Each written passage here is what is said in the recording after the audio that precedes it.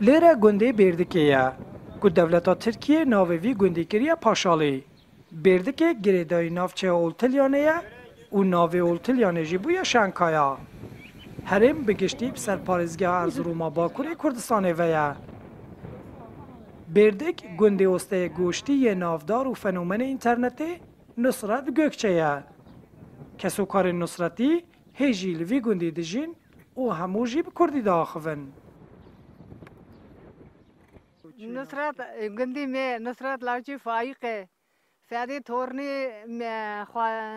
تورنا خاصیو منه مینه لیردگو تاتی تورنی آسوه نه کرده نصرش کرده چما نکرده ارچی خاش کرده آبی خاش کرده دادا وی هلاش کرده وی هلیش کرده گه کرده ارتینا خوا دستی خوا تون خیاتین کرد باوی خوا حال دان توک بونی هلا ها کفت بون تو خیاتی میری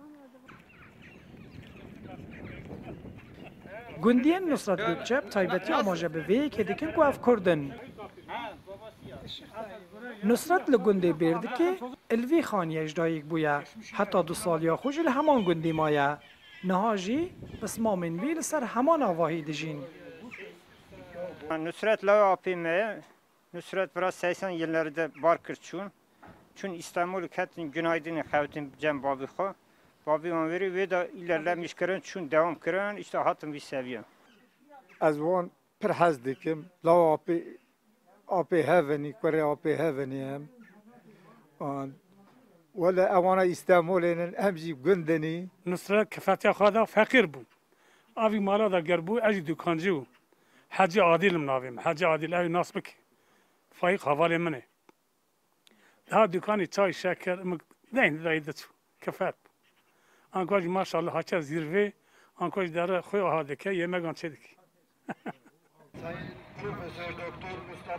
نصرت گوکچه جارجارانجی پشگیریا پروژین خدمت گزارین گنده خود که هری داوی نصرت الگنده خو بنشه کلیه که جاوا کریه بابی وی فای گوکچه جی شانازی کره خود که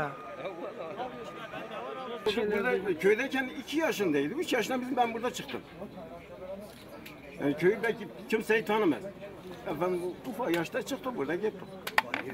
Aslıydı yani ne işini yapacağını, onun bunun lafını yemez nasıl yapacağını o bilirdi. Vallahi telefonda beraber alıyoruz bazı lütfen. Arabayı gönder gel ben gidip burada yemek yerim geri dönür gelirim.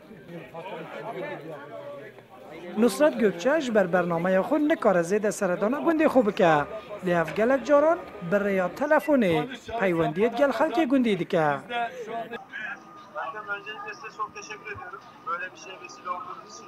3 sene önce biliyorsunuz. Restoranımızda iftar vaktinde böyle bir buluşma olmuş aramızda. Bugün hayata geçiyor. Çok heyecanlıyım. Hem Erzurum'un hem